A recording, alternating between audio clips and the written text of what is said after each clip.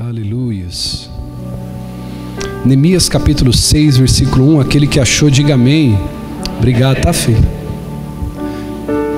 Glória a Deus.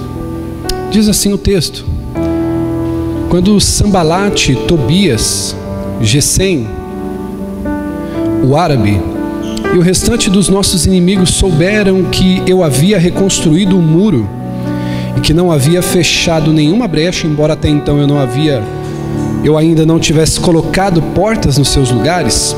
Versículo 2: Sambalate e Gesem mandaram-me a seguinte mensagem: venha, vamos nos encontrar em um dos povoados da planície de Ono. Eles, contudo, estavam tramando fazer-me mal.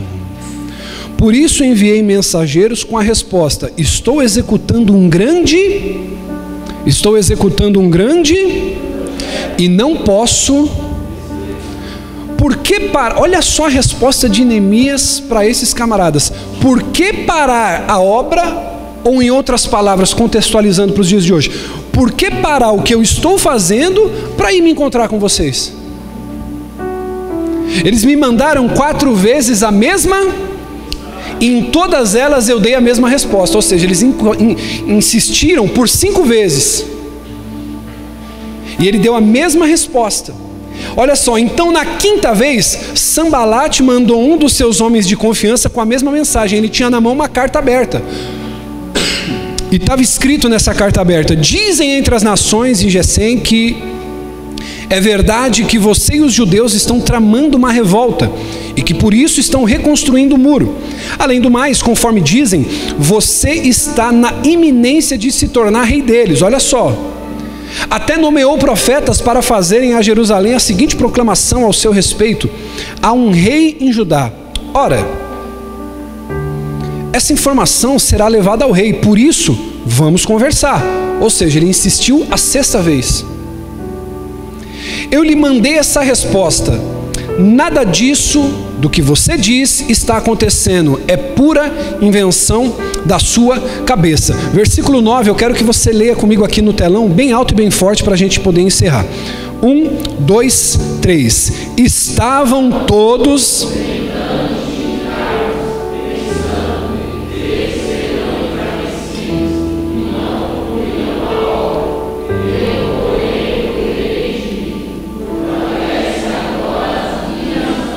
Aleluia, glória a Deus, amém?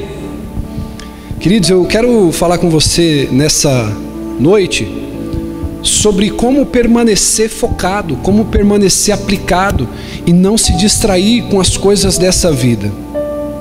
Esse texto que nós acabamos de ler, ele é muito conhecido por toda a igreja, devido à facilidade de compreensão dos fatos. Qual foi o contexto histórico do tempo de Neemias? Neemias, ele vivia no palácio e ele se encontrou com alguns amigos e irmãos que disseram a situação em Judá, que os muros estavam destruídos, a cidade tinha sido saqueada, então ela estava destruída. E aí então ele chora, ele lamenta, ele jejua, ele se entristece pela situação, ele busca a Deus. E aí então ele procura o favor do rei. O texto é muito conhecido, você sabe. O rei pergunta por que ele andava triste na presença do rei. E um funcionário do rei, naquela época, que andasse triste na presença do rei, ele era passível de morte. E aí então ele conversa com o rei se agrada de Neemias, porque ele trabalhou com muita destreza, por que não dizer essa palavra, durante o tempo que ele serviu o rei. Então ele é encaminhado até Judá. Ele recebe cartas do rei, ele recebe amparo, ele recebe ajuda militar, ajuda bélica, ele recebe ajuda financeira. O rei envia cartas pelas próprias mãos de Neemias para que as autoridades dessem passagem para ele poder chegar até Judá. Quando ele chega então até Judá, ele monta uma equipe, uma comitiva para analisar então a reconstrução dos muros de Judá. E é interessante nós percebermos que quando Neemias ele chega até a cidade de Judá, ele já não chega reconstruindo, ele já não chega trabalhando, ele já não chega fazendo o que ele precisa fazer. Ele primeiro se reúne e ele não fala nada com aqueles homens que estavam lhe auxiliando. Ele passa 1 dia, 2 dias, 3 dias, observando os estragos que haviam sido feitos naquele lugar, e depois então ele monta a estratégia para reedificar os muros. E aí é nesse ínterim de ele fazer a reedificação desses muros que aparece Sambalate, Tobias e Gesem. Esses homens, eles tentam impedir que a obra seja concluída. E eu quero aqui fazer um paralelo com você nessa noite. Quem me conhece sabe que os meus sermões, eles são muito didáticos, eles são muito práticos. Então eu não quero aqui contextualizar de maneira teológica, trazer palavras rebuscadas para você, mas eu quero aqui já entrar no texto em questão para poder refletir com você. Isso aqui vem falar de encontro às nossas vidas, sobre quando nós nos decidimos a fazer alguma coisa, sempre vem algo para nos distrair. Neemias, ele se propõe a fazer a edificação daqueles muros, e aparecem homens, no versículo 2 do texto que lemos, em capítulo 6, dizendo: Sambalate e Gesem mandaram-me a seguinte mensagem: venha, vamos nos encontrar em um povoado na planície do Ono. Eles, contudo, estavam tentando me fazer mal. Então Neemias, ele estava decidido a reconstruir os muros de Judá. Só que a gente vê que toda vez que a gente está decidido a construir algo, sempre aparece alguma coisa para nos distrair, sim ou não? Talvez hoje você não está como Neemias, com uma colher de pedreiro na mão, você não está com uma pá, você não está com uma enxada, mas você que é pai, você que é mãe, sabe o quanto você está trabalhando para edificar e construir um lar feliz, uma família feliz. E muitas vezes você não percebe que no meio dessa construção você está se distraindo com coisas que tiram o seu foco. Talvez você está aqui hoje, você é um empreendedor, você é um empresário, você é um funcionário autônomo, ou você é alguém que trabalha dentro de uma empresa, e você está planejando construir sua carreira, você está planejando construir o seu negócio, você está planejando construir sua independência financeira, mas você tem se distraído com muitas coisas no decorrer desse caminho. E esse texto de Neemias, ele vai nos ensinar. Talvez tem homens e mulheres aqui que praticamente já largaram mão, já jogaram a toalha já do seu ministério, já não quer mais pregar, já não quer mais cantar, já não quer mais profetizar, já está desistindo de vir para os cultos. Por quê? Porque no meio da construção desse projeto do seu ministério, você anda se distraindo. Então eu quero falar de maneira aqui muito resumida sobre algumas áreas que todos nós, sem exceção, estamos construindo. A primeira dela, todos nós queremos estar construindo um ministério, mas muitos que estão aqui essa noite, na construção do seu ministério, estão se distraindo. Você às vezes fica se distraindo pensando: poxa, eu não tenho oportunidade. Irmão, deixa eu dizer uma coisa para você. Eu não sei na minha vida quando foi que eu cresci tendo alguém me dando oportunidade. É escassa, é raras vezes que eu me lembro de alguém dizer assim: ó, agora é sua hora, eu vou te dar chance, eu vou te dar oportunidade. Será que com você não é a mesma coisa? Para as coisas darem certo na minha vida, muitas vezes eu tive que cavar a oportunidade, eu tive que ir lá e me impor, eu tive que ir lá e fazer a coisa acontecer, eu tive que ir lá na empresa, não teve ninguém para indicar, teve que ir lá falar com o gerente, teve que pôr a cara para bater, dar um currículo, teve que começar a vender o seu produto do zero, você teve que pôr a cara para bater. Ninguém pegou na tua mão para você estar onde você está hoje. Já parou para perceber isso? E muitas vezes a gente se distrai: poxa, eu queria tanto crescer na igreja, eu queria, poxa, tanto crescer na minha vida com Deus, mas eu não tenho oportunidade.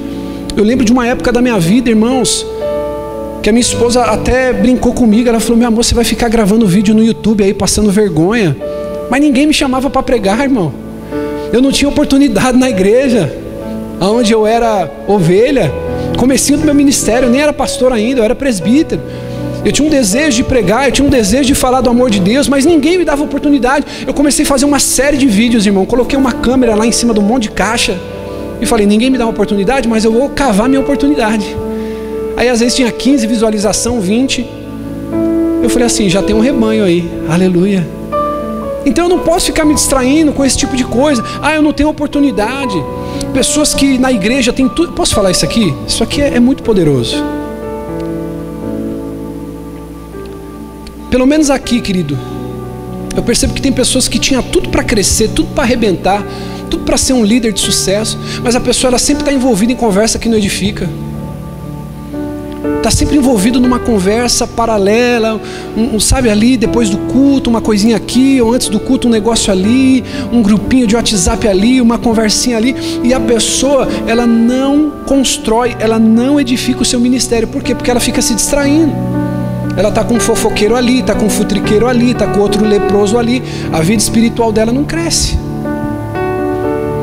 Então nós precisamos prestar atenção nisso. Outra maneira de distração que muitas pessoas vivem no seu ministério: mesas de relacionamento que não edifica. Eu costumo dizer isso: toma cuidado com essas mesas de comunhão que você supostamente está tendo depois dos cultos, onde você se reúne não para falar em salmos, não para falar em hinos, não para falar coisas que edificam, mas se reúne para comer, para falar do irmão A, do irmão B, do fulano, do beltrano. E essas mesas de comunhão, ao invés de edificar, essas mesas de comunhão estão sendo o motivo da sua falta de crescimento, porque são coisas que não edificam. Fofoca, pessoas que não crescem porque são críticas demais. Olha, poderia ser assim, por que pintou de cinza? Poderia ser marrom.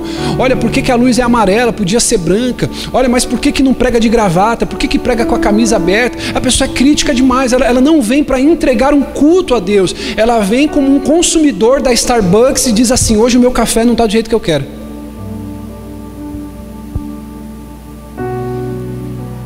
Então, por exemplo, nós temos algumas coisas para a igreja, nós estamos constantemente melhorando, reformando, fazendo. Então, por exemplo, nós temos agora um desafio de fechar essa bateria. Nós vamos fazer isso.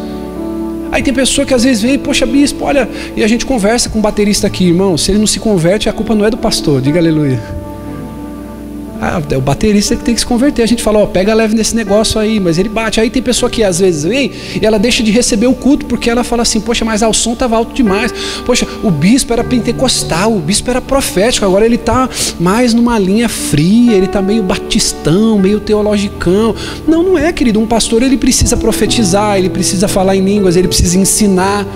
O ministério pastoral, ele é muito complexo, porque o pastor, ele precisa dominar todas as áreas. Tem dia que ele vai ter que subir aqui, ele vai estar profeta, ele vai revelar na tua vida, ele vai profetizar, Deus vai dar visões para ele, mas tem dia que ele vai ter que subir aqui com um cajado na mão, e quem vem para o culto quando o pastor está com um cajado na mão, já não gosta muito, porque a palavra exorta, a palavra corrige um pouco. A pessoa está crítica demais, ou seja, ela está se distraindo com coisas que não deixam ela edificar, ela construir o ministério dela. Então, ao invés de você se distrair com essas coisas, se envolva na construção do seu ministério.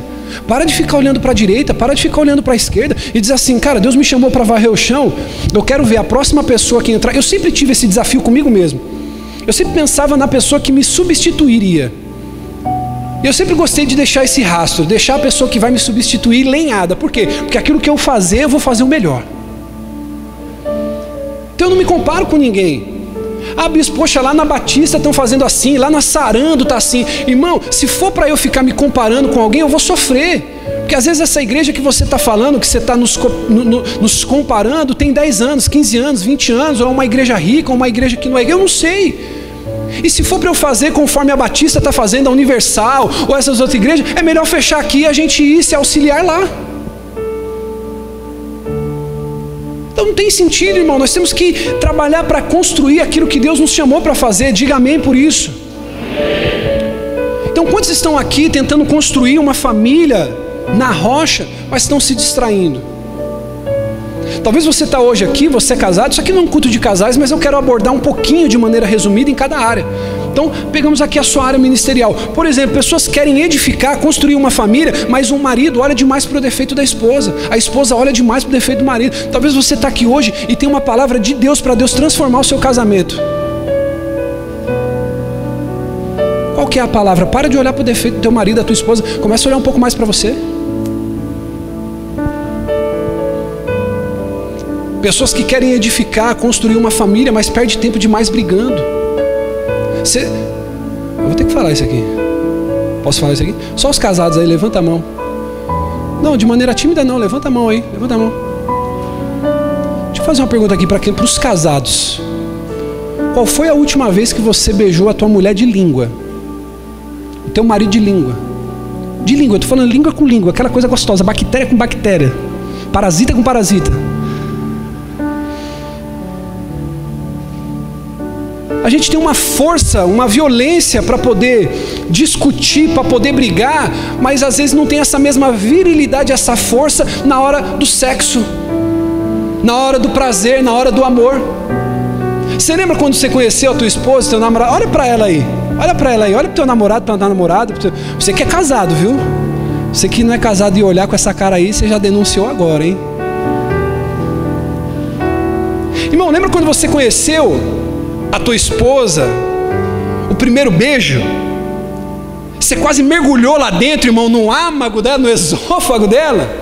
Aquela coisa gostosa, aquela coisa boa. Irmão, beijar na boca é bom demais. Mas tem marido, tem mulher que está perdendo tempo olhando demais para o defeito, olhando demais para as qualidades. Agora, deixa eu te fazer uma pergunta. Tem duas opções nessa noite. Ou você é burro demais, desculpa aqui a expressão, desculpa a palavra aqui que eu estou usando. Ou é burro demais, ou você é inteligente demais. Das duas, uma. Porque quando você olha para essa pessoa que está do teu lado, olha para essa pessoa que está do seu lado aí, seu marido ou sua esposa, por gentileza. Tem uns irmãos sentados junto aí, diga para o seu irmão assim, fala para ele assim, me estranha não. Olha para tua esposa agora, para teu marido. Quando você conheceu essa pessoa aí, você se apaixonou por ela e ela só tem defeito? Essa pessoa só tem defeito, essa pessoa só tem coisa que não presta na vida dela? Ou você viu algo que atrai você? Então na ânsia de construir uma família, a gente começa a se distrair. Eu lembro que quando eu conheci minha esposa, tinha características nela assim que hoje parece que me irrita, mas foram coisas que me atraíram lá atrás, quando eu conheci ela. Quem passa por isso aqui? Coisa que você fala assim, poxa, e não vai mudar. Posso te dar notícia triste? Não vai mudar, irmão. Ou você se converte e aceita, porque tem coisa que não vai mudar. A pior besteira de um casamento, sabe qual que é? É a mulher casar, achando que um homem vai mudar. E a pior besteira do homem é casando achando que a mulher não vai mudar. Porque depois do casamento a mulher muda bastante. Nossa, se tiver filho ainda, então casa, quer ornamentar, quer pintar, quer combinar, quer colocar aquele prato com aquele negócio que vai embaixo, com uma outra coisa que vai embaixo, com um talher, com guardanapo. Sim ou não? Um homem fala assim, se tivesse um pratinho só e cheio de comida, para mim já estava ótimo. E aí fica nesse impasse. Quantas famílias, irmão, deixam de construir um legado porque eles estão perdendo tempo demais em desfrutar com os filhos, em desfrutar com a esposa, com os filhos, por causa de dinheiro. E você não está construindo, você está se distraindo. Não, eu não tenho dinheiro. Irmão, nesse tempo de pandemia, nós percebemos, queridos, que nós não temos sido bons pais. Isso tem revelado para nós, eu não sei a sua percepção. Eu vejo que eu sou um pastor tão dedicado, eu vejo que eu sou um marido dedicado, mas quando eu olhei assim, eu me senti frágil, porque eu falei assim, poxa, às vezes não dá paciência com o filho. Eu estou falando aqui como pai também, eu não posso aqui, poxa, dizer uma coisa que... Então eu me deparei com essa realidade, eu falei assim, poxa, às vezes falta tanta paciência para a gente, sim ou não? A gente não consegue ter, então a gente precisa valorizar os professores, amém? A gente precisa valorizar as irmãs que estão lá agora, lá na salinha das crianças, irmão. Olha a bênção que está aqui, olha o silêncio que está aqui, ó. Elas estão lá, treinando, ensinando, discipulando. E muitas vezes o pai e a mãe, ele perde o controle e a rédea da família. Por quê? Porque ele não fica focado, ele se distrai. Então eu preciso arrumar uma maneira de me conectar com o filho, de me conectar com a esposa. Por exemplo, eu falei isso aqui de manhã, quando eu preguei hoje. A minha filha agora ela está numa fase de assistir Harry Potter. Quem já assistiu esse filme aí? Quem conhece? Levanta a mão assim para eu ver. Senão eu vou falar aqui e ninguém vai entender. E aí, nesse filminho do Harry Potter, eu estou desconfiado que ela está gostando dele. Eu só estou desconfiado, mas se eu pegar... E ele é bonitinho, né? Só que agora ele já é um homem já, né? Pelo que eu sei, ele já é um homem já. Mas ele é bonitinho. Ele parecia eu quando era criança, irmão. Não é farra, não. Eu tinha um cabelinho lisinho e tal, só não usava óculos. Estou usando agora depois de velho. E aí ela falou assim, nossa, pai, Harry Potter é tão legal. Aí eu falei assim, você não está gostando desse moleque não, né? Brincando com ela. Ela falou, ixi, pai, meu coração é só seu. Eu falei, essa história aí eu já conheço, irmão. E aí eu percebi que ela estava gostando dele. E ela gostou daquela coisa ali, porque é um filme legal até para você que é pai. E tem algumas cenas assim que se for muito pequena, a criança ela vai ficar meio assim. Mas para ela tá legal, não tem nada profano ali, nada leviano. E aí são 8 filmes, se eu não me engano, e nós estamos no 4. E aí, queridos, no meio desse filme tem uma escola que é a do Harry Potter, que ele... Tá certo o nome dele? Harry Potter, né? Ele faz parte da escola de Grifinória, não é isso? Olha só como eu estou esperto. E tem um alemãozinho lá que é inimigo dele, que é da escolinha Sonserina. Aí você vai falar assim: bispo, num culto de domingo você está falando isso? Escuta onde eu vou chegar. Aí às vezes eu estou ali preparando um almoço, estou ajudando em alguma tarefa de casa, e aí eu preciso me conectar com a minha filha. Eu falo, aí ela pegou um canudinho colorido que ela tem, não sei de onde ela arrumou aquele trapo lá, e agora assistindo o filme, a varinha dela é aquele canudinho, que é a varinha de fazer magia.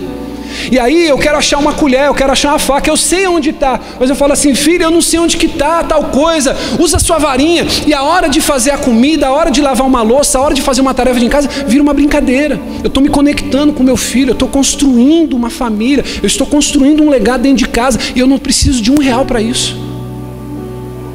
Então talvez o que nos falta é uma direção, um discernimento do Espírito Santo para entender que a gente pode construir uma família sem se distrair. Poxa, eu não preciso toda vez para fazer meu filho feliz, dar um carrinho para ele, comprar uma boneca, comprar uma Barbie, dar alguma coisa mais do que presentes. O seu filho precisa da sua presença.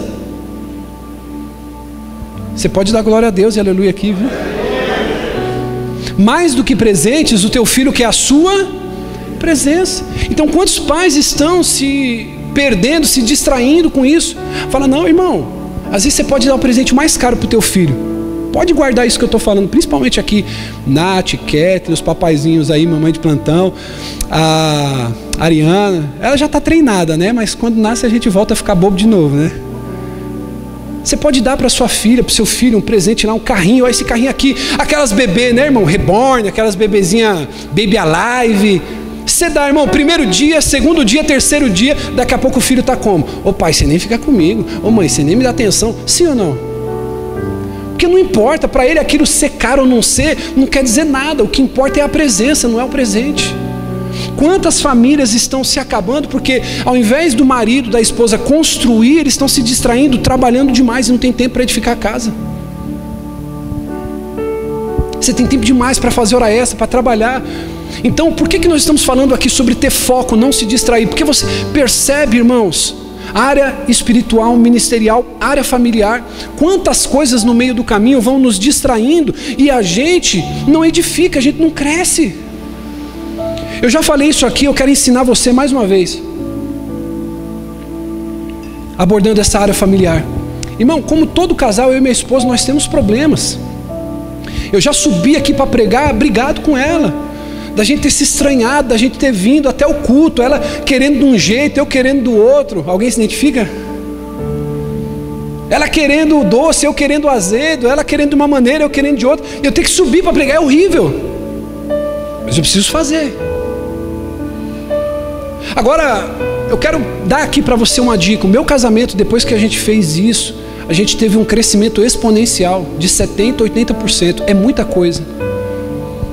Quando a gente percebe que a coisa não está bem, quando a gente percebe que a gente está se estranhando muito, quando a gente percebe que está existindo uma carnalidade entre nós, no nosso relacionamento, no nosso casamento, que ela está chata demais, eu estou chato demais, a coisa não está legal, o que a gente faz? A gente senta para conversar.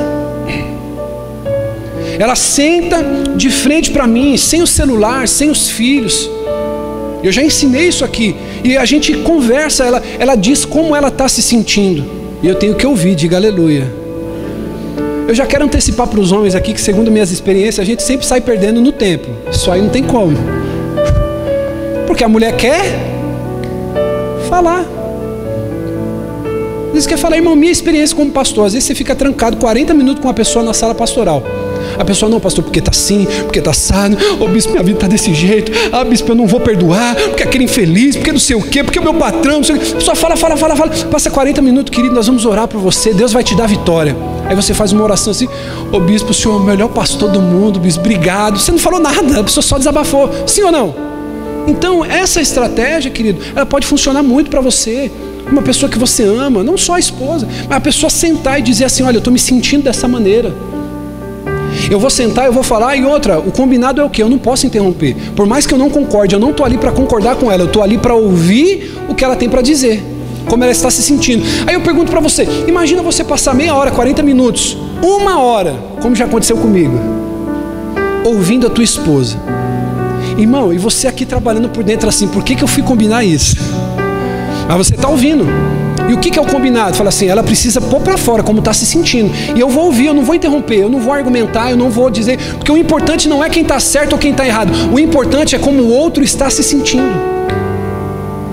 Então ela põe para fora, ela desabafa, eu ouço. Depois eu falo, ela ouve. E ela não vai fazer julgamento, ela não vai fazer juízo. Olha, é assim que eu estou me sentindo. E aí depois nós vamos pensar a respeito disso. Aí eu pergunto para você, será que o Espírito Santo não vai trabalhar no coração dela, no coração meu, para dizer, poxa, me perdoa, eu não queria ter te tratado assim, eu queria que você tivesse entendido de outra maneira. Então a gente pode edificar, mas a gente perde tempo distraído, a gente perde tempo brigando, a gente perde tempo se irritando. Então nós precisamos focar, diga assim, ao invés de me distrair, eu vou me envolver na construção da minha família. Amém? Você pode aplaudir a Deus por isso?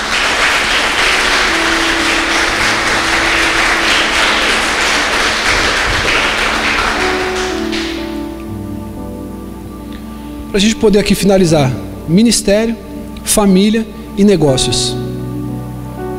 Quantas pessoas estão tentando construir sua carreira, tentando construir o seu negócio, mas são pessoas que estão distraídas hoje? Essa palavra é para abordar as áreas específicas da sua vida. Quantas vezes, irmão, você tem a chance de construir o seu negócio, de construir a sua prestação de serviço, a sua empresa, sua loja online, o seu comércio? Eu não sei. Mas você perde tempo gastando o seu dinheirinho que você poderia investir no seu negócio, comendo demais, comprando roupa demais, não investe num livro, não investe num curso. Sim ou não? Você poderia fazer um curso. Ah, mas eu sou eletricista. Poxa, tem muita coisa para fazer e às vezes até gratuita. Você poderia estar lá fazendo um curso, mas não. Posso falar isso aqui? Aí o cara quer passar 4 horas lá para passar de fase no videogame. Aí o cara é um herói no videogame, mas é um fracasso na vida real.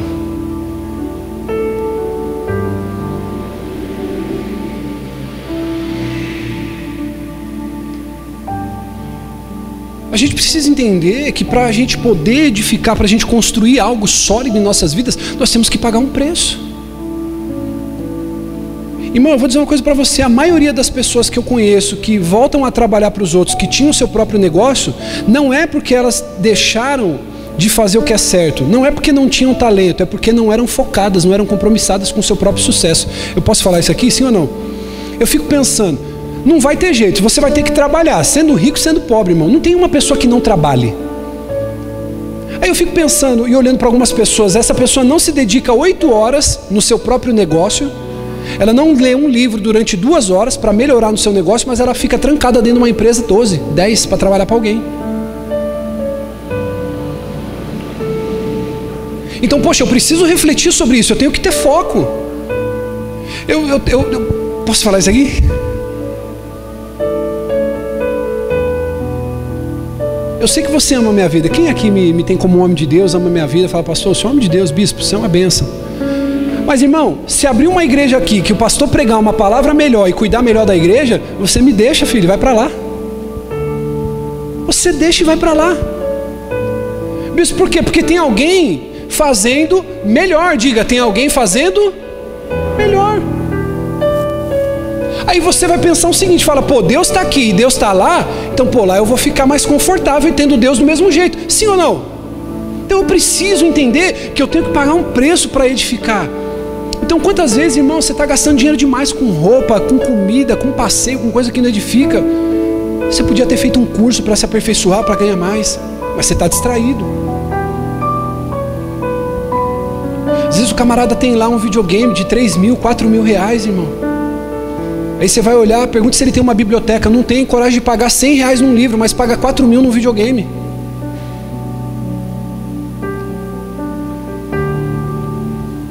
Aí as irmãs só estão aqui assim, ó. Posso falar?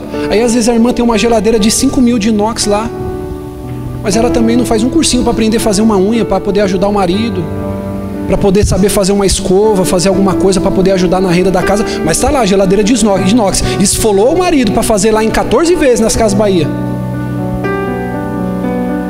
Então eu não estou dizendo aqui que você não deva ter as coisas, mas eu estou dizendo para você, você tem que ter inteligência para fazer as coisas na sua vida. Deus abençoa o burro, sim ou não? Sim ou não, irmão? Claro. Deus abençoa o inteligente, sim ou não? Deus abençoa os dois, diga comigo, Deus abençoa os dois. Agora eu pergunto para você, quem vai ter mais resultado? Então eu preciso entender que muitas vezes eu estou tentando construir um negócio, mas eu estou distraído demais com coisa que não edifica. Eu preciso discernir, a palavra certa é essa, eu preciso discernir o tempo na minha vida. Você precisa entender que você tem áreas primárias na sua vida que são importantes demais. Sua vida com Deus, seu ministério, sua casa e o seu trabalho. Você percebeu o que eu fiz na ordem daquilo que eu ensino para você? O que vem em primeiro lugar aqui, irmão? Qual é o nosso tripé? Deus, família... Deus, diga comigo, Deus, família, trabalho e igreja. A igreja vem em quarto lugar. Por quê? Porque se o primeiro não tiver ok, os outros três, irmão, você vai ser um demônio, como diz o outro. Você vai atrapalhar todas as outras áreas. Se você não está bem com Deus, você vai ser um percalço para tua esposa, para o teu marido. Você vai ser um problema dentro de casa. Você vai ser um pai espancador. Você vai ser um pai brigador. E você vai ser um mau funcionário e vai ser uma ovelha terrível dentro da igreja. Agora, se você está bem com Deus, você vai se esforçar para ser uma bênção dentro de casa, para ser um funcionário correto, um empreendedor correto, um empresário correto, e vai ser uma bênção dentro da igreja. Então, quantas pessoas estão tentando construir seu negócio, mas se distraem? Elas não se conectam com pessoas que podem ajudar ela no desenvolvimento do negócio. Eu posso falar isso aqui, sim ou não? A pessoa quer ser um empreendedor, o cara quer ser um empresário, quer ser um gerente, a pessoa quer crescer, mas ela só está andando com gente derrotada, só com gente que leva ela para baixo, só com pessoa que não acrescenta nada na vida dela. O cara quer ser um homem de Deus, mas ele só está andando com gente carnal. Como que essa conta fecha? Você está distraído, meu filho. Qual é a área da tua vida hoje que você precisa colocar e falar assim, cara, eu preciso fazer como Paulo, eu vou esquecer o que ficou para trás e eu vou prosseguir para o alvo. Irmão, eu estou lendo um livro que tem uma frase que a gente conhece em tese, em teoria, mas na prática eu falei assim, poxa, isso é muito verdade. Posso compartilhar com você a frase? Quem não sabe exatamente o que quer, para por qualquer motivo. Então, se eu não tenho uma clareza daquilo que eu quero, como Neemias, mas ele falou, cara, o que Deus falou para mim é edificar os muros. Depois que eu reedificar os muros, eu não sei, pode ser que eu morra, tenha um piripaque, eu não sei, mas eu não vou parar enquanto eu não edificar os muros. Agora a pergunta que eu faço para você é, o que você está decidido hoje? Se precisar você tomar um tiro, você não para, você toma, mesmo com tiro você continua avançando. O que você está disposto hoje a fazer na tua vida que você fala, ninguém vai me parar, ninguém vai me fazer desistir? Aí eu digo para você, meu caro, você vai arrebentar se você tiver decidido. Agora o que eu não posso é, por que eu paro? Porque quando eu faço uma dieta eu paro no meio do caminho, porque quando eu começo um jejum eu paro no meio do caminho, porque quando eu leio um livro eu paro no meio do caminho, porque eu não tenho clareza de onde eu quero chegar, então qualquer dificuldade me faz parar. Então você precisa ser obstinado, você precisa ser determinado. Você vai olhar as principais áreas da tua vida, se é a vida espiritual, familiar, financeira, vida corporativa, business, negócio, eu não sei. E você vai dizer, poxa, agora eu preciso me dedicar a isso. E escute o meu conselho de alguém que pode te falar isso com muita propriedade. Porque eu já tive empresa, já fui empreendedor, já fui empresário junto com a minha esposa, sou pastor, dou palestra. A minha vida, querido, ela é um monte de coisas que eu preciso me dedicar. Então eu vou te dar um conselho. Bispo, eu preciso me dedicar nas coisas com Deus. Não dê 100%. Eu disse para você fazer o quê? Não dê 100% de você. Olhe para o seu amigo aí e diga para ele assim, não dê 100%. Me pergunte, por quê, bispo? Porque se eu der 100% para as coisas de Deus, quanto vai sobrar para a minha família? Quanto vai sobrar para o meu trabalho? Então, numa escala de 1 a 100%, se a minha vida espiritual precisa de mais atenção, eu vou aplicar 40%, eu vou aplicar 50%. Eu vou dar uma boa porcentagem dessa energia para essa área da minha vida que precisa crescer. Então por que muitos casamentos não andam? Por que seu ministério não anda? Porque você está dando 80%, 90% lá na sua empresa, lá no seu trabalho. Aí você volta com 5% para a esposa, com 2% para os filhos, com 3% para a igreja. Como que a coisa vai crescer? Como que a coisa vai andar? Não vai. Então eu preciso identificar essas áreas na minha vida e falar assim, cara, eu preciso focar nisso aqui. Eu vou cuidar da saúde. Bom, agora é hora de cuidar da saúde. Eu não posso me distrair. Eu não posso perder o foco. Olha, agora eu preciso cuidar da carreira. Cara, vai ser 4 anos de faculdade. O bispo vai me entender. Eu vou te apoiar. Eu vou ter que agora me ausentar dos cultos da quarta-feira. Na semana eu estou focado na faculdade, mas no domingo eu estou bem, eu estou uma bênção. Eu vou cuidar da minha vida espiritual. Eu vou me dedicar no fim de semana. Olha, eu vou estudar, eu vou fazer, mas domingo é de Deus. Eu não posso deixar cair essas outras áreas. Então qual que é o segredo da maturidade? Quando você olha para uma pessoa e você fala, amadureceu, não é quando ela tem um sucesso absoluto em uma área, mas é quando ela consegue manter uma linha tênue de regularidade em várias áreas. Essa pessoa pode não ser um cara bem sucedido, podre de rico, mas você olha, o casamento tá ok, a vida financeira não deve para ninguém, com os filhos tá ali caminhando, tem problema, todo mundo tem, no ministério, na vida espiritual, poxa, o cara tá ali, uma hora tá bem, outra hora, mas está mantendo. Então você identifica a maturidade. Agora, o que é disfuncional na vida de um ser humano? Ele está muito bem em uma área e zero na outra. Ele não tem equilíbrio, não sabe fazer essa manutenção. Amém? Então tem pessoa que quer edificar, quer construir o seu próprio negócio, mas essa pessoa se distrai. Uma das coisas, querido, que eu vejo muita gente que tem talento, muita pessoa que tem garra, muita pessoa que tem tudo para arrebentar, mas a pessoa não sai do lugar, porque a pessoa quer esperar ter tudo para começar, ao invés de começar com o que tem. Ao invés da pessoa começar com o que tem. Eu me lembro, irmão, quando a gente começou o nosso projeto do café de alinhamento, nós começamos, lembra, pastor? Para 5, 7 pessoas. E eu não estava ligando, irmão, para o resultado, porque às vezes a gente vai começar e a gente não vai ter toda a estrutura necessária, suficiente. A gente vai ter alguns problemas, mas eu devo começar com o que eu tenho. Diga assim, eu preciso começar com o que eu tenho. Então, irmão, ao invés de você ficar se distraindo com as coisas que te impedem, se foque na construção do seu negócio, da sua carreira, dos seus estudos, amém? O que é a distração na vida de uma pessoa? A distração, ela é causada pela falta de capacidade de prestar atenção. É falta de interesse no objeto de atenção, ou a grande intensidade, novidade ou atratividade de algo que não seja o objeto da atenção. Então eu coloquei um exemplo para você aqui muito interessante. Quando uma pessoa está de dieta, ela recebe convite para comer uma besteira. Acontece isso ou não? Você está de dietinha lá, você fala assim, eu preciso perder uns quilinhos. Aí aparece aquele amigo assim, vamos comer uma pizza. Vamos comer um Mac, vamos comer aquele hambúrguer lá, gourmet. Aí, o que a pessoa diz para você geralmente? Isso aqui acontece entre nós, né, pastor, às vezes. Não, vamos comer um negócio ali. Fala, não, eu não posso, eu estou de dieta. O que a pessoa diz para você? Ela fala, não, vamos lá, é só? A pessoa diz, não, pô, você está de dieta 6 dias, pô, o que tem hoje?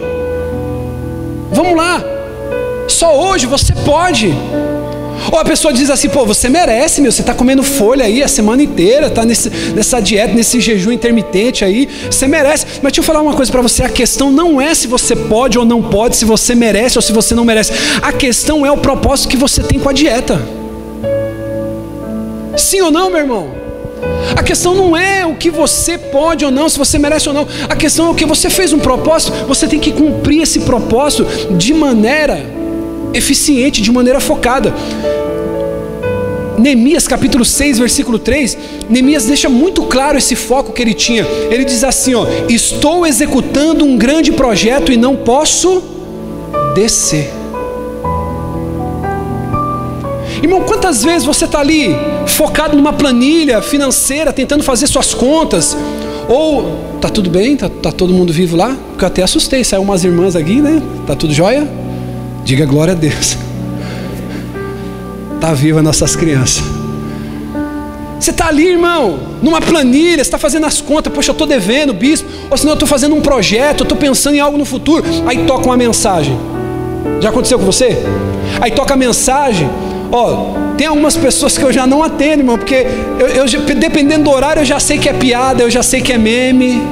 Aí dependendo do horário eu já sei que é uma coisa mais séria. Aí você abre o link que a pessoa mandou, ela vai te jogar para um link de um vídeo lá no YouTube. Aí quando você vê, você está rolando o feed, você já assistiu 300 vídeos, passou 40 minutos e você fala assim: meu Deus, eu me distraí. Sim ou não, irmão? Então eu tenho que ter foco. Deixa eu dizer uma coisa para você: tudo que o inimigo quer é que você desça do lugar que você está. Tudo que o inimigo quer é que você pare o que você está se fazendo e se distraia com qualquer besteira. A palavra de Deus para você hoje, meu irmão, minha irmã, nesse culto é: mantenha-se focado, mantenha-se focado. Se o foco é guardar dinheiro para comprar teu carro, para comprar tua casa, faça isso, pare de ficar gastando com besteira. O nosso problema, irmão, é que a gente não consegue dizer não para os prazeres de hoje para fazer conquistas amanhã. Nós temos que aprender a dizer não para nós hoje. E geralmente coisas que roubam nossas grandes conquistas são pequenos prazeres. Geralmente as coisas que nos roubam de grandes conquistas, guarde isso, são pequenos prazeres. Então eu vou dizendo sim para que pequenos prazeres no presente que vão me distanciando de uma grande conquista no futuro. Então eu tenho que aprender a ser focado, disciplinado. Você não pode fazer isso. Então, irmão, em resumo, para a gente caminhar para o encerramento, eu quero que você entenda: você precisa entender o tempo que você está vivendo. Eclesiastes capítulo 9 vai dizer que a gente precisa discernir o tempo e o modo. Diga comigo: discernir o tempo e o modo. Então eu preciso discernir o tempo que eu estou vivendo e o modo que eu vou me comportar de acordo com esse tempo. Então, se eu estou num tempo de economia, lembra de José do Egito? Ele estava vivendo um tempo de fartura. Ele não teve um sonho que veio as 7 vacas gordas e depois as 7 vacas magras que comiam as vacas gordas? Sim ou não? 7 espigas graúdas e depois vinham 7 espigas secas que comiam essas espigas graúdas. O que ele fez? Ele teve discernimento e se manteve focado. Ele falou assim: ó, faraó, se você quiser arrebentar, coloca um cara bom para administrar. Aí o que aconteceu? Ele falou assim: ó, no tempo de abundância, você vai estocar até onde não pode mais. Sim ou não? Agora eu pergunto para você, irmão, quando você está por cima, quando você está bem, você esbanja, desfruta, gasta ou você faz economia? Olha para o teu irmão e diga para ele assim: aprenda uma coisa: o tempo de economizar não é quando está faltando, é quando está sobrando.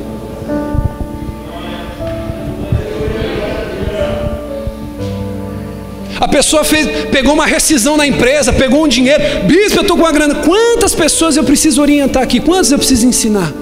A pessoa chega assim: bispo, meu Deus do céu, eu vejo que o senhor fala de finanças, eu vejo que o senhor ensina, bispo, me ajuda. Aí a pessoa vai lá pegar, irmão, 30 mil, 20 mil, pensa que está rica, sim ou não? Sim ou não? 30 mil, irmão, para você gastar esse dinheiro, é moleza ou não é? Mas tenta juntar. Tenta juntar. Tenta juntar 1000, irmão. É difícil ou não é? Agora é isso que você tem que entender: a hora de poupar não é quando você está na escassez, porque a escassez denuncia a sua falta de organização quando estava tudo bem. Olha para o teu irmão e diga assim: ei. Se eu estou passando uma escassez financeira hoje, é uma denúncia de que eu não fui sábio lá quando estava tudo bem.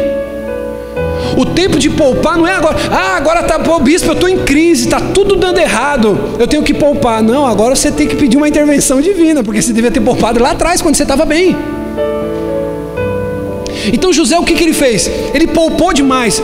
Deixa eu falar uma coisa para você: sabe quando você vai começar a crescer um pouquinho? Quando você tiver o mesmo prazer que você tem para comprar uma roupa, comprar um bem, quando você tiver para guardar.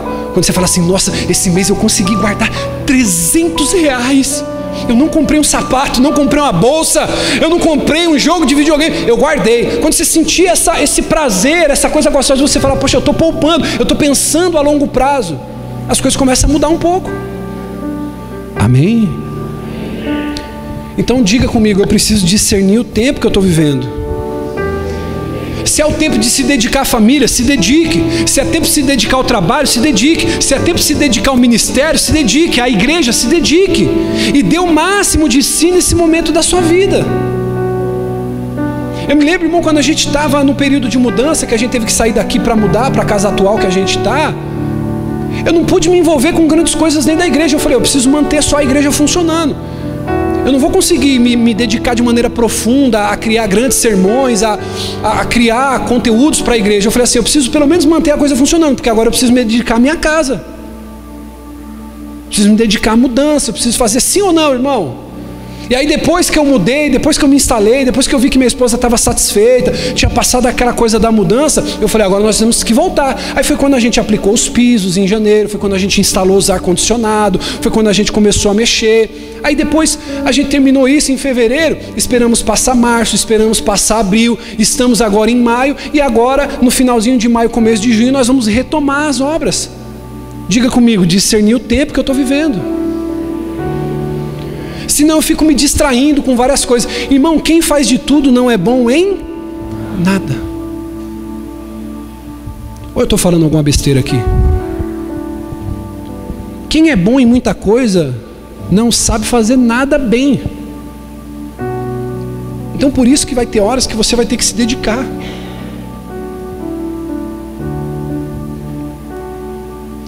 Tem horas que eu preciso me dedicar. Esse é o segredo, irmão, para você manter um foco. O que alguns especialistas chamam de hiperfoco. Ô bispo, eu preciso crescer. Quem é empreendedor aqui? Você que é um culto de domingo, mas eu quero abençoar a tua vida. Empreendedor, isso, levanta a mão. Eu presto serviço, eu sou empreendedor. Irmão, se você tirar 6 meses da tua vida, do teu ano, e você falar, nesses 6 anos, eu só vou ler livro relacionado ao meu nicho de trabalho. Nesses 6 anos, eu só vou me conectar com pessoas que são do meu nicho. Nesses 6 meses, eu vou entrar em hiperfoco. Tudo que eu fizer falar, tudo que eu ler, tudo que eu estudar, tudo que eu ouvir, vai ser relacionado à minha área de atuação. Eu pergunto para você, onde é que você vai estar daqui a 1 ano? Responde aí para você mesmo, aonde você vai estar? Ser empreendedor, você vai sentar em roda de empreendedor, comprar livros de empreendedor, vai ler sobre empreendedor, vai no Spotify ouvindo podcast de empreendedor. Quando você estiver parado, você está lendo, e quando você estiver se movimentando, você está ouvindo. Diga aleluia. Aí eu pergunto para você, onde você vai estar? Bispo, eu quero pregar melhor. Às vezes tem pessoa que quer subir para poder ministrar, para poder pregar, irmão. E tem pessoas que de fato na igreja falam assim, bispo, o irmão é uma bênção, mas não dá. Por quê? Porque a pessoa não se preparou. A pessoa subiu sem conteúdo, a pessoa subiu aqui para falar que Deus é bom e o diabo não presta. A gente sabe disso, irmão. Mas quando a gente vem para o culto, a gente quer o quê? A gente quer algo mais, sim ou não? Então agora eu falo assim, poxa, aí às vezes pode dizer assim, pô, mas o bispo não dá oportunidade. Será que não dá oportunidade ou a pessoa que não está se preparando? Será que você não está crescendo na sua empresa porque você está confiando só no dízimo? Você entrega todo mês o teu dízimo aqui e diz, Deus, me prospera dentro daquela empresa. E Deus está falando assim, ô meu filho, lê aquele livro, faz aquele curso, começa a se encher de coisa boa que você vai arrebentar lá dentro. Mas você não faz. Aí você está aqui mês a mês falando assim, Deus, eu estou dizimando, eu estou ofertando, eu ajudo na reforma, eu sou uma bênção na igreja, mas minha vida não anda. Não anda porque talvez você está distraído demais, não está focado. Olhe para quem está do seu lado e diga assim, você precisa focar mais. Focar, irmão, foco, nada vai te parar, nada vai te desanimar.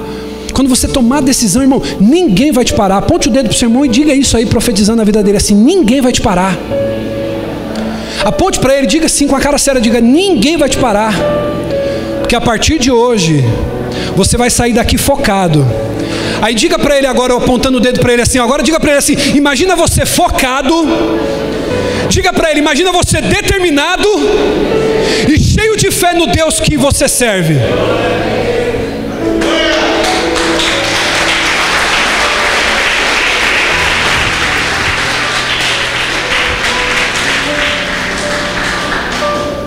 Então se você estiver focado, se você estiver determinado e com a fé em dia, meu irmão, não tem outro jeito, você vai arrebentar. Aonde você pôr a mão vai dar certo, amém? Vamos caminhar para o encerramento que já deu tempo já. Quem quer que eu pare, diga amém aí. Quem quer que continua, diga glória. Abre para mim, filho, versículo 9. Neemias 6, 9.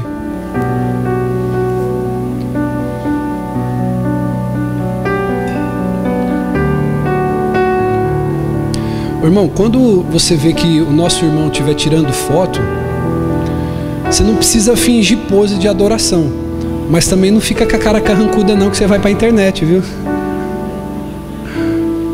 Que às vezes é engraçado. Mira a câmera em mim aqui. Mira em mim aqui. Tem pessoa que é assim, né?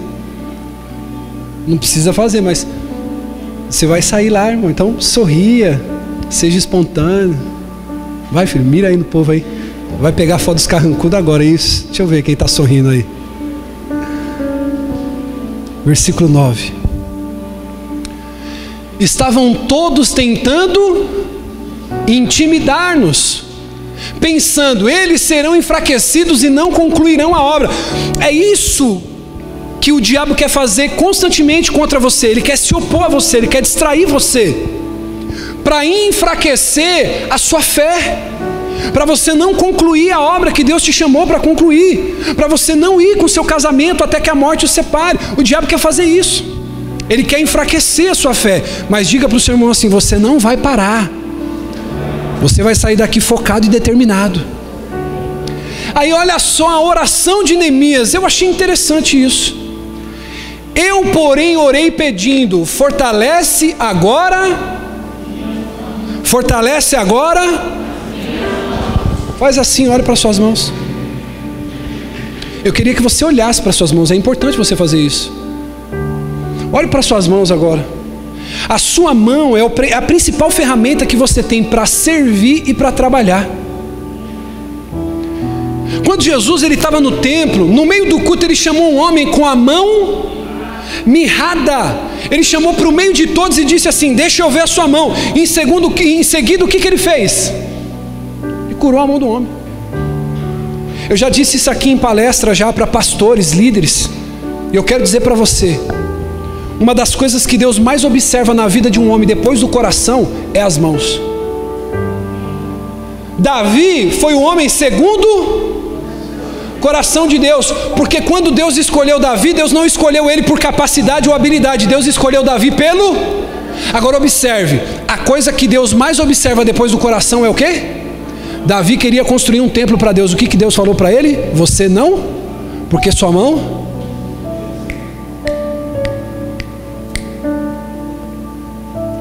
Deus olhou para Davi e escolheu segundo o coração, mas reprovou a obra segundo as mãos. Falou assim: Davi, você não vai poder edificar a minha casa, porque a sua mão está suja de sangue.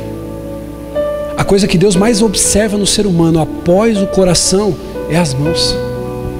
Neemias falou assim: ô Deus, os inimigos querem me distrair, o inimigo quer enfraquecer minha fé, ele quer me impedir de concluir a obra que o Senhor me chamou para fazer. Fortalece minhas mãos. Fortalece as minhas mãos. Ei, posso falar isso aqui?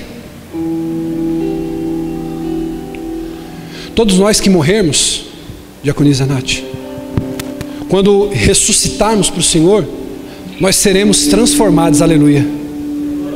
Aquele que perdeu a mão, ele vai ressuscitar, ele vai ter uma mão. Ou ele vai para o inferno com essa mão, ou ele vai para o inferno, ou ele vai para o céu. Mas quando ele for ressuscitado, a Bíblia diz que nós que ressuscitarmos para irmos morar na eternidade com Deus, nós teremos o corpo transformados. Nenhum de nós vai com as deficiências físicas que nós temos hoje para o céu. Ninguém. Diga glória a Deus por isso. Só vai ter uma pessoa que vai carregar suas marcas para a eternidade. Bispo, quem é? Jesus, quando ele passa pela parede na casa dos discípulos, eles olham para ele e dizem assim: é um fantasma. Ele diz assim: olhe para as minhas, porque as mãos deles estavam marcadas.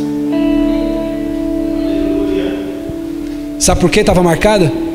Porque tem uma coisa que Deus observa depois do coração de um homem. Qual é a coisa que Deus mais observa depois do coração? Olhe para suas mãos.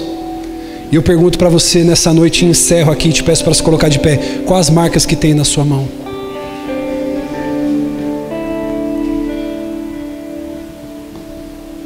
Uma das coisas que Deus mais observa na vida de um homem e de uma mulher, depois do coração, é as mãos. Olhe para mim. Neemias, em outras palavras, ele falou assim: Deus, isso aqui é para você, filho. Isso aqui é para Catherine, para Ariana, para os pais que estão aqui. Porque enquanto a gravidez ela está acontecendo, é maravilhoso, não é? Você pensa que sabe o que é sofrer, você vai ver depois que nasce.